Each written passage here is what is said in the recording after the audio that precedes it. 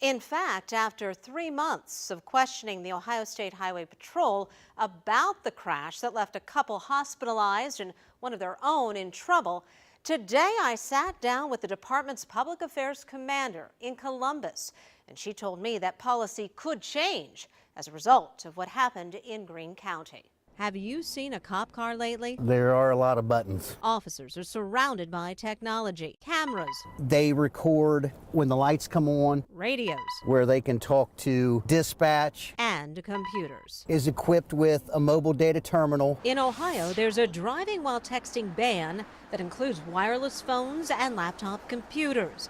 But it doesn't apply to people driving public safety vehicles. We looked at the 3 largest law enforcement agencies in our area: Dayton Police Department, the Montgomery County Sheriff's Office, and the Ohio State Highway Patrol. Public safety is who we are and what we do. This video came from a camera inside a highway patrol car. It's powerful. It shows Trooper Jacob Damon hitting Amy and Corey Waldman on a motorcycle, sending them to the hospital in August. He almost killed us. The Waldmans say they are not able to work due to their injuries. But Trooper Damon is back at work. Despite pleading guilty to a misdemeanor, he was granted driving privileges to continue patrolling. Damon's still awaiting discipline from his department. There was special treatment or what? I have no idea.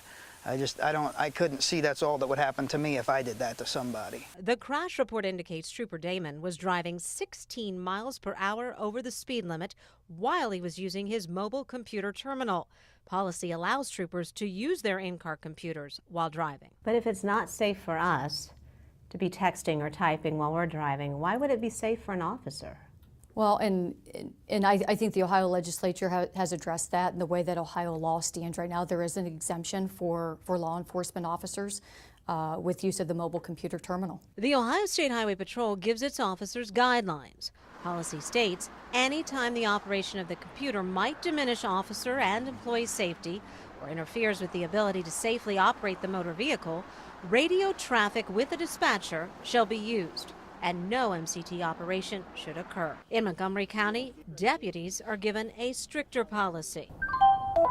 Employees operating a sheriff's office vehicle may not utilize the mobile data terminal while the vehicle is in motion, except to activate 2 keys.